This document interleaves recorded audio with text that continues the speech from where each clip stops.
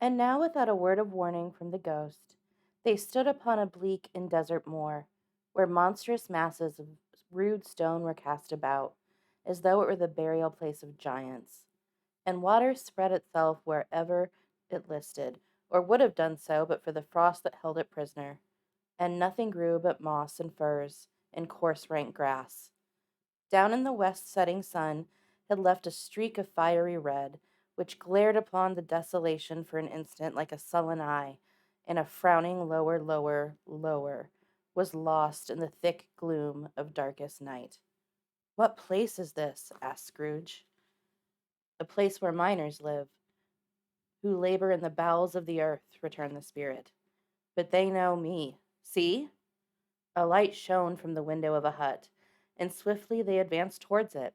Passing through the wall of mud and stone, they found a cheerful company assembled around a glowing fire.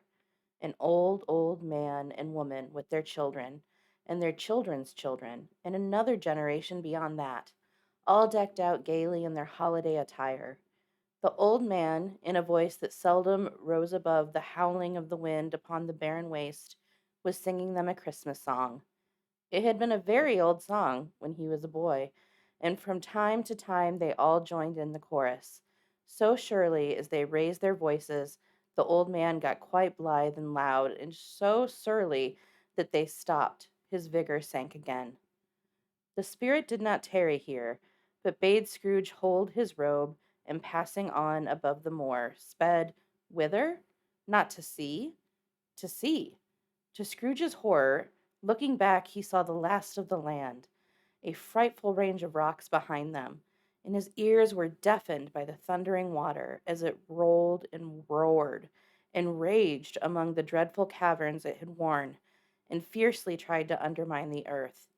But upon a dismal reef of sunken rocks, some league or so from shore, on which the waters chafed and dashed the wild year through, there stood a solitary lighthouse.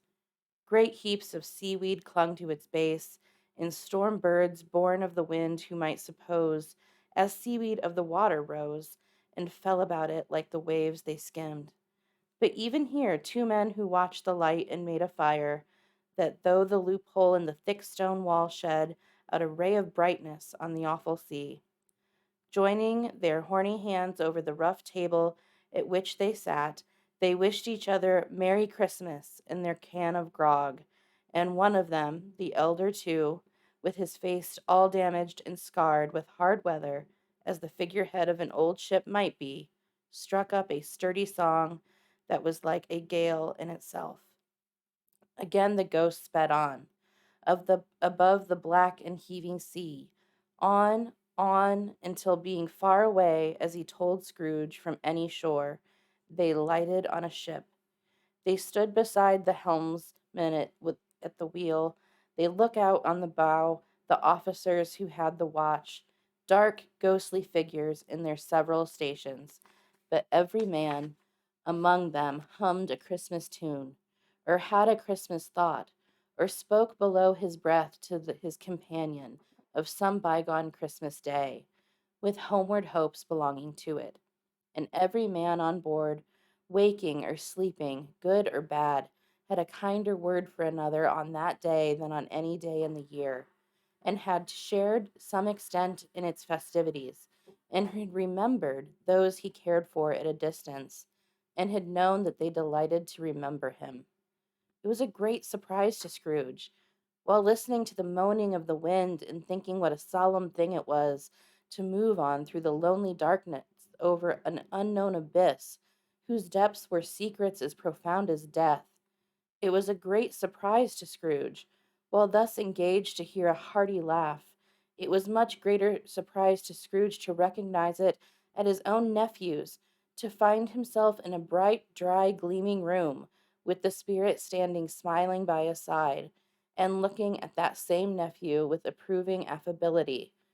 "Ha ha!" laughed Scrooge's nephew. "Ha ha ha! If you should happen, by any unlikely chance, to know a man more blessed in a laugh than Scrooge's nephew, all I can say is I should like to know him too. Introduce him to me, and I'll cultivate his acquaintance."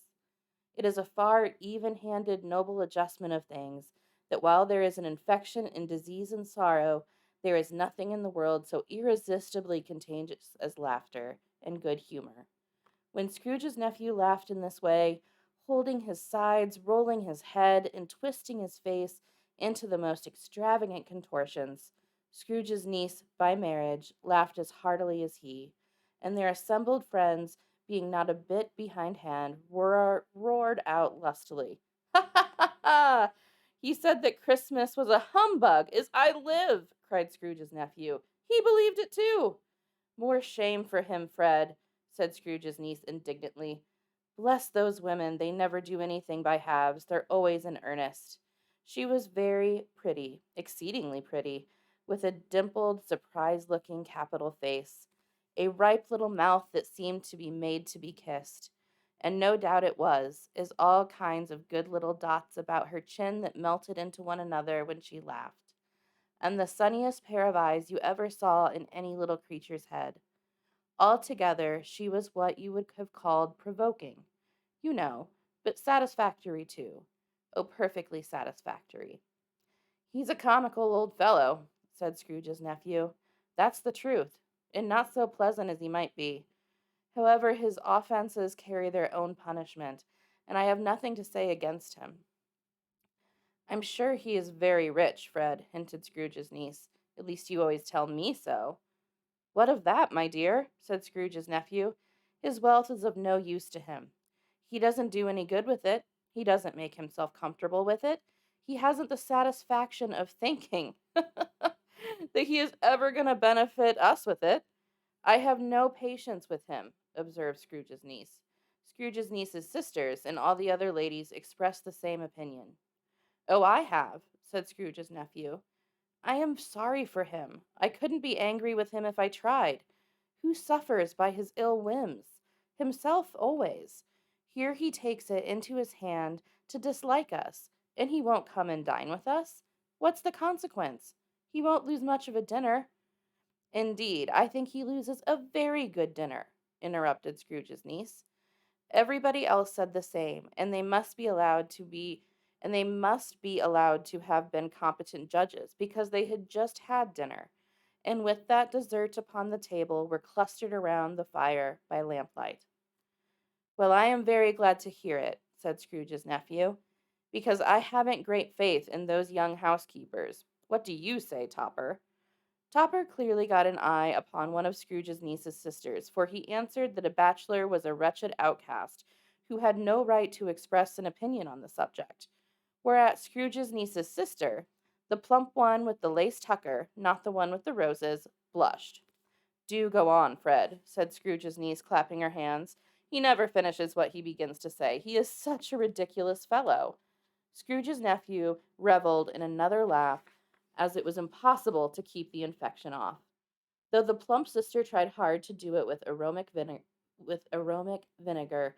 His example was unanimously followed. "I was only going to say," said Scrooge's nephew, "that the consequences of his taking a dislike to us, and not making merry with us, is, as I think, that he loses some pleasant moments, which could do him no harm. I am sure he loses pleasanter companions than he can find in his own chambers, though, either in his mouldy or old office, or his dusty chambers. I mean to give him the same chance every year, whether he likes it or not, for I pity him. He may rail at Christmas till he dies, but he can't help thinking better of it. I defy him, if he finds me going there in good temper year after year, and saying, 'Uncle Scrooge, how are you?' If it only puts him in the vein to leave his poor clerk £50, that's something, and I think I shook him yesterday." It was their turn to laugh now at the notion of shaking Scrooge, but being thoroughly good-natured, and not much caring what they laughed at, so that they laughed at any rate, he encouraged them in their merriment, and passed the bottle joyously.